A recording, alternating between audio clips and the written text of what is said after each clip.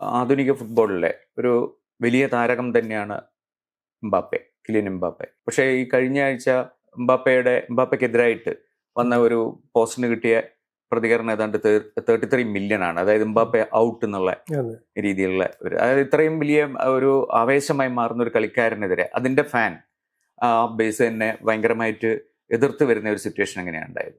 അത് ആകെപ്പാട് ക്ലബ്ബ് ഒരു മോശം സ്ഥിതിയിലാണ്. കഴിഞ്ഞ 2 സീസണായിട്ട് അവർക്ക് ജയിക്കേണ്ട ട്രോഫികൾ സ്പെയിനിലത്തെ ലാ ലീഗും ചാമ്പ്യൻസ് ലീഗും രണ്ടും ജയിക്കാൻ പറ്റിയിട്ടില്ല. അപ്പൊ അതിന്റെ ഒരു നിരാശ ഫാൻസിന്. ഇത് എല്ലാ സീസണും ജയിക്കുന്ന പ്രതീക്ഷിക്കുന്ന ഒരു ഫാൻ ബേസ് ആണ്. അതും ഈ സീസൺ ഭയങ്കര ഗ്യാപ്പിലാണ് തോറ്റിട്ടുള്ളത് ബാഴ്സലോണയോട്.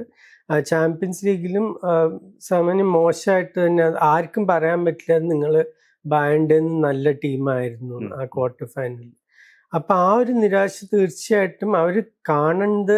ഇപ്പൊ നമ്മുടെ ഒരു പ്രശ്നം എന്താന്ന് പറഞ്ഞാൽ എല്ലാം സോഷ്യൽ മീഡിയയിൽ കാണുന്നതൊക്കെ ഇങ്ങനെ മാഗ്നിഫൈ ചെയ്യും. അപ്പൊ എംബാപ്പയ്ക്ക് ലീവ് കൊടുത്തിട്ടുണ്ടായിരുന്നു ക്ലബ്ബ്, പരിക്കാണ്, ഏതായാലും നിങ്ങൾക്ക് കളിക്കാൻ പറ്റില്ല. പക്ഷെ ആ സമയത്ത് താൻ ഹോളിഡേക്ക് പോയിട്ട് അതിന്റെ ഫോട്ടോസ് സോഷ്യൽ മീഡിയയിൽ ഇട്ടിട്ടാണ് ആൾക്കാർ ഇത്രയും ദേഷ്യം വന്നിട്ടില്ല. എന്താ വെച്ചാൽ നിങ്ങൾക്ക് ഒരു ട്രോഫി ഇല്ലാത്തൊരു സീസണിൽ ഇവൻ ഗേൾ ഫ്രണ്ടിന്റെ കൂടെ ബീച്ചിൽ പോയി കിടക്കണു എന്നുള്ള ആ ഒരു ഇമേജാണ് വന്നിട്ടുള്ളത്. പക്ഷെ ഒരൊറ്റ കോച്ചും അതിപ്പോ വിട്ടുപോയ അലോൺസോ ആയാലും ഇപ്പോഴത്തെ ആബലോ ആയാലും ആരും പറഞ്ഞിട്ടില്ല ഇയാൾ ട്രെയിൻ ചെയ്യുന്നില്ല, ശരിക്കും കളിക്കുന്നില്ല. ഏറ്റവും ഗോൾ അടിച്ചിട്ടുള്ളത് ഇപ്പോഴും എംബാപ്പെ തന്നെയാണ്. അപ്പൊ പ്രൊഫഷണലിസത്തിനെ പറ്റി ശരിക്കും കംപ്ലൈന്റ് ഒന്നുമില്ല. പക്ഷെ ഈ ഇമേജ് ഭയങ്കര ഇമ്പോർട്ടൻ്റ് ആണ് ഇപ്പോഴത്തെ ലോകത്ത് പ്രത്യേകിച്ചും. അപ്പൊ നമ്മളൊരു മോശം സീസണിന്റെ ഇടയ്ക്ക് ഇങ്ങനെ ചെയ്യുമ്പോൾ ആൾക്കാർ തീർച്ചയായിട്ടും പ്രതികരിക്കും. അതും അങ്ങനത്തെ ഒരു ഫാൻ ബേസ്, എല്ലാ കളിയും ജയിക്കുന്നു പ്രതീക്ഷിക്കുന്ന ഒരു ഫാൻ ബേസ് ആവുമ്പോൾ. ഇപ്പോഴ് എംബാപ്പെ ഏതാണ്ട് ഉറപ്പിച്ച് പറഞ്ഞു, കാരണം ഞാൻ റയൽ മാഡ്രിഡ് വിടുന്നില്ല, അല്ലെങ്കിൽ റയൽ മാഡ്രിഡ് സെല്ല് ചെയ്യാൻ തയ്യാറുമല്ല.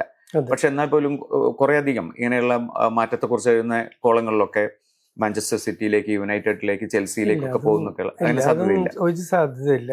ഇപ്പൊ ലോക ഫുട്ബോളില് എനിക്ക് തോന്നുന്നു യമാല് കഴിഞ്ഞിട്ട് ഏറ്റവും വലിയൊരു അസറ്റ് എംബാപ്പെ തന്നെയാണ്. അത് ഒരിക്കലും എംബാപ്പയ്ക്ക് ഒരു ആവശ്യമുള്ളത്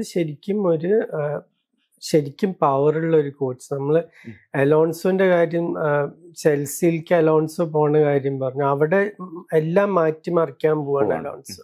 അങ്ങനത്തെ ഒരു പവർ പക്ഷെ അലോൺസോന് റയൽ മാഡ്രിഡിൽ കിട്ടിയിട്ടില്ല. അലോൺസോന്റെ കോച്ചിങ്ങിനെ പറ്റി നല്ല അഭിപ്രായം ഉണ്ടായിരുന്ന ഒരു കളിക്കാരനായിരുന്നു എംബാപ്പെ. എന്താ വെച്ചാൽ എംബാപ്പയ്ക്ക് ആ ഒരു സ്ട്രക്ചർ വേണം ശരിക്കും ഏറ്റവും മികച്ച കളി കളിക്കണമെങ്കിൽ.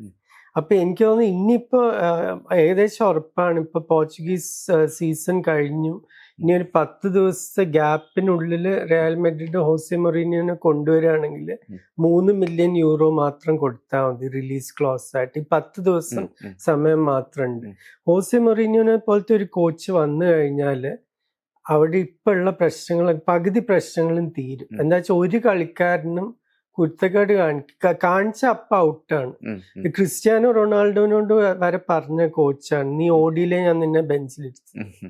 അപ്പൊ ആരെയും ഒരു പേടിയില്ല മൊറീനിയോന്. അങ്ങനത്തെ ഒരാളാണ്. ഈ വൃത്തിയായിട്ടൊരു ഡ്രസ്സിംഗ് റൂം നന്നാക്കണമെങ്കിൽ അങ്ങനത്തെ ഒരു കോച്ചിനെ പറ്റുള്ളൂ. കുറച്ചുപേരെ തീർച്ചയായിട്ടും തട്ടേണ്ടി വരും.